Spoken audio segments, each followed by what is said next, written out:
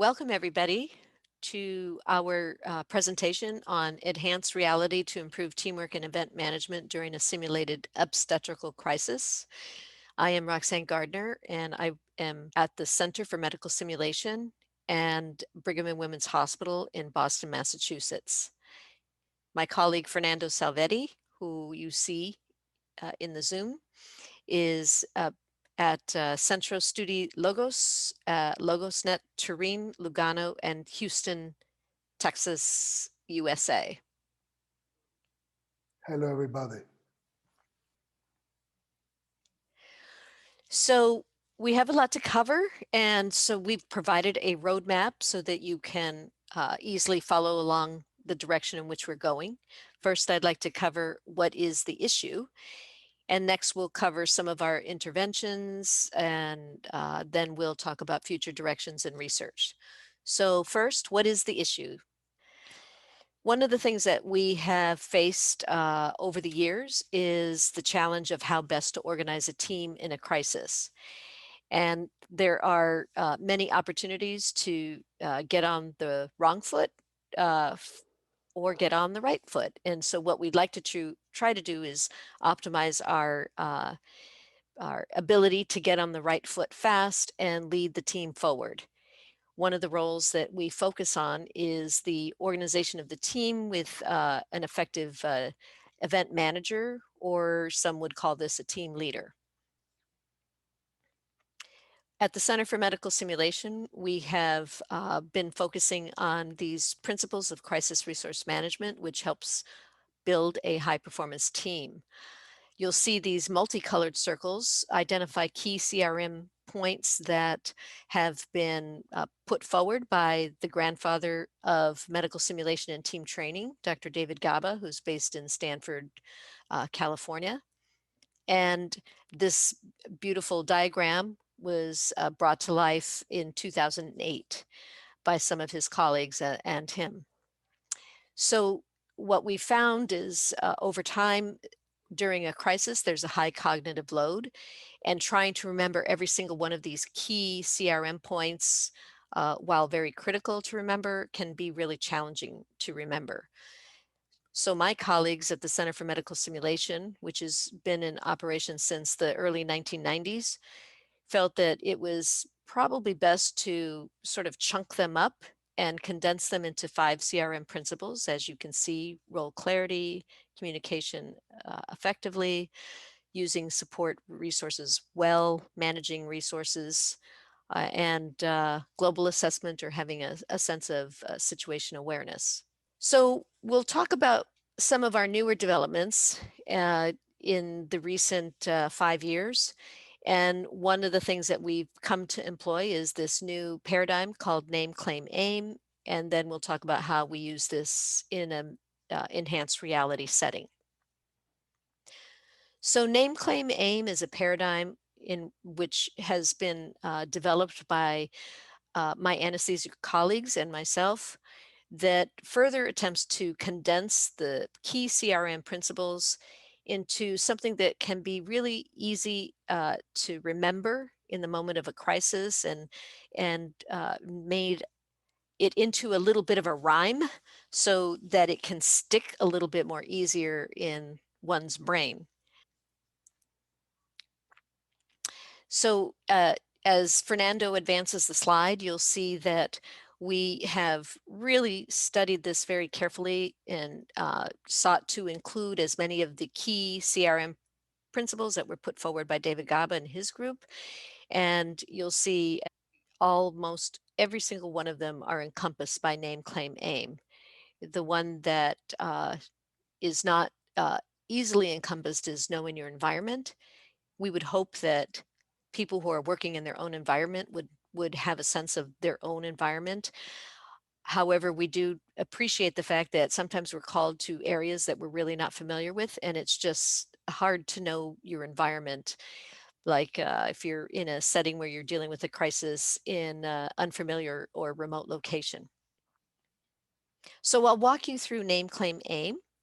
So if you can imagine yourself and your team surrounded a patient at the bedside, and you become aware of the fact that the monitor is showing that there's a deterioration in the heart rate status, and you can internalize that and have a moment where you feel a sense of urgency. And it may be a moment where you might say something internally, or you might actually say it out loud unexpectedly.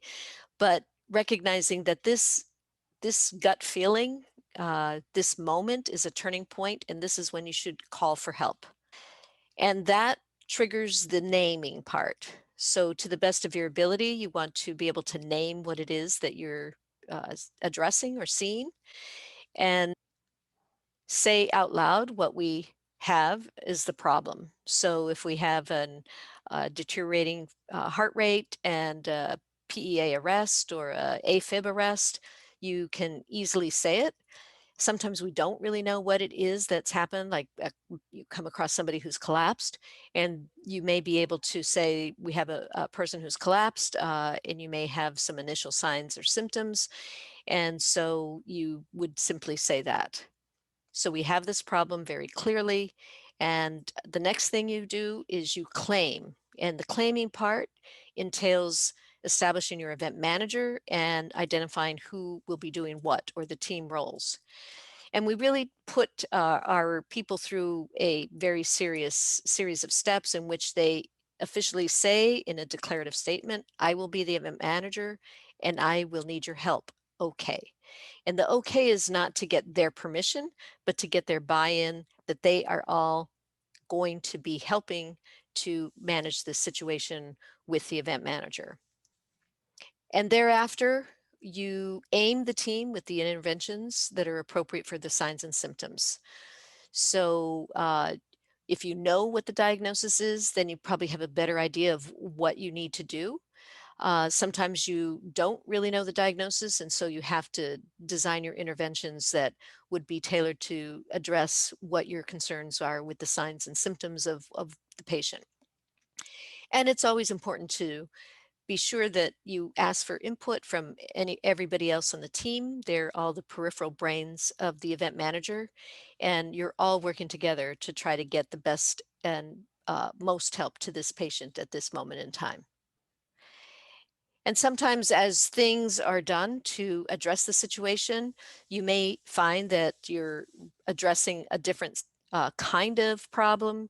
And so you may rename and then re-aim your interventions to achieve improvement. We have developed a cognitive aid to help supplement the performance of this name, claim, aim approach, and have highlighted the really important things to do in the name and the claim and the aim.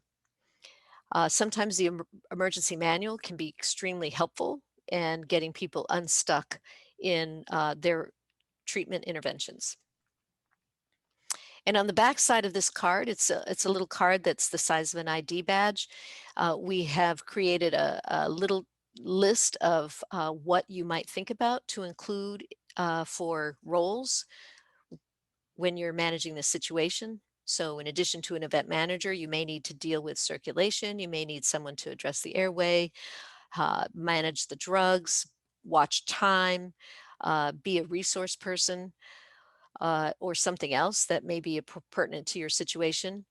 And then as more help arrives, then you can start handing out additional roles and responsibilities to those people who are coming to your assistance.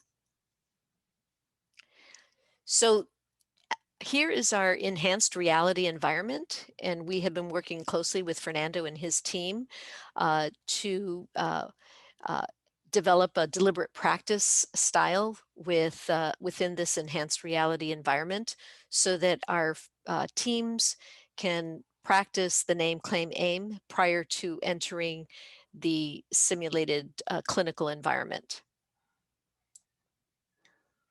So you'll see me here. We have an eReal system at Center for Medical Simulation, which is only 2 walls one which is a flat screen right now, and then you'll see the white wall and the blue wall juxtaposed. Those are two independent interactive surfaces, so you can actually touch them and things will happen. In the larger eReal system that was built lives in Milan and other places, they have the capability of 3 interactive big walls. So our space just would not allow for 3. So if you could play the video, you'll get a sense of how this would work.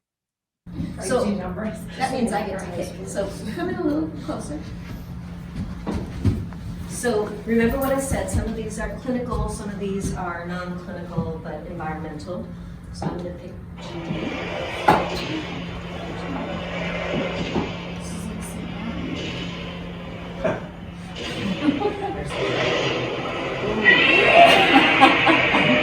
Oh shit! That's an ocean moment. Name the event.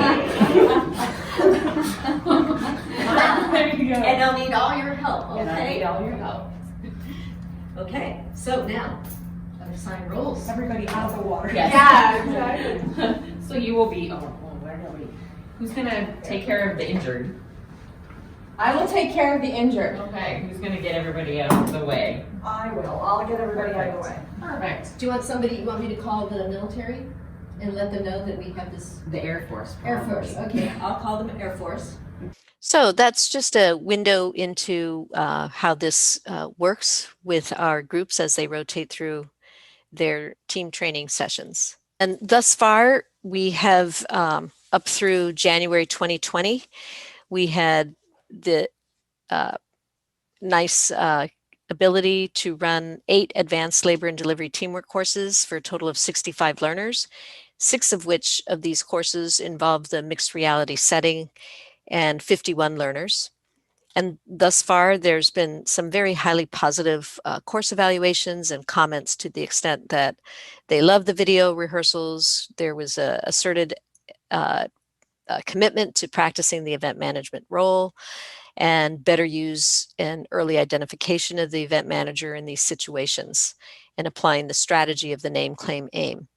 So I think from a group of folks who really aren't that adept with AR, VR, and don't really get into gaming activities, I would say that anecdotally there's a lot of apprehension and not fear, but just not a little uncertainty. But yet at the end of the experience using eReal, they are very positive and very jovial and very engaged, which has been a very good thing. And now I'm turning this over to Fernando to talk about future directions and areas of research. Okay, thank you so much, Roxane. And let's focus about a couple of words. Visual storytelling. This is a very promising and interesting research direction because most of what happens within mixed reality, augmented virtual reality environments is about visualization and is about storytelling. So we are trying to perform some applied research in order to understand what really makes the difference in between an average visual storytelling and something that could be really strong and robust visual storytelling. Second direction is about checklist and mnemonic visualization. Working with Roxane Gardner as well as Rebecca Meinert and other faculty from the Center for Medical Simulation, as well as with colleagues of mine from the Polytechnic School of Milano, we are experimenting different ways to visualize checklist and mnemonics in order, again, to find which ways are most effective, mainly in terms of cognitive retention, because they have to really provide an help and they have to faster and foster operations around medical patients. So it's really important being sure about what makes the difference in terms of visual communication. So those are the two main research activities so far, and this is our latest platform. Today is in beta testing in Boston, or better, virtually, with the Boston-based Center for Medical Simulation. And allow me to share something with you. As you can see, again, 3 walls. In this case, are purely virtual walls. You can look at them and you can also perceive some depth and 3D-dimensionality without being in need to wear special glasses. You can listen to something that is happening within such a virtual environment. Again, without special glasses or without interacting with the contents via special gloves or glasses. It's purely you facing virtual contents and being immersed within a number of virtual environments.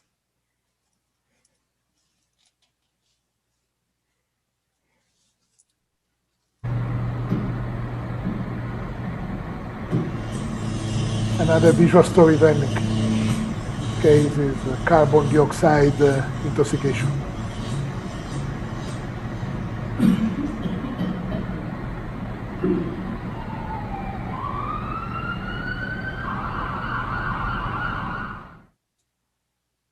Last but not least, the avatars.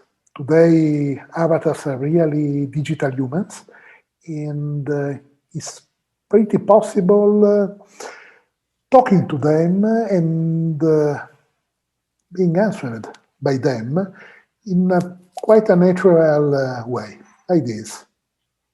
Louise is designed to simulate real people with real personalities and real emotions. Her versatile attitudes are essential for recreating ultra-realistic interactions through a virtual environment. She can assist your team by replicating real-life situations that teach crisis management. With Louise on your team, you are ready to face challenges and to be face-to-face with her within your own digital space. So today a digital platform could be something ultra-realistic, easy to use, with sound effects as well as with overlaying elements from the augmented reality space in a very easy to use way that is essential in order to allow keep going also during this coronavirus time, our medical simulation. Thank you very much. And thank you, Fernando, for highlighting some of the things that we'll be working on virtually, given the challenges that the COVID pandemic has brought to us. It's me thanking you, Roxane, for having taken the time to be with us. And as well, I'm thanking a lot our guest from George Washington University School of Nursing. And by the way, this is the real lab that we installed in Ashford. Thank you so much.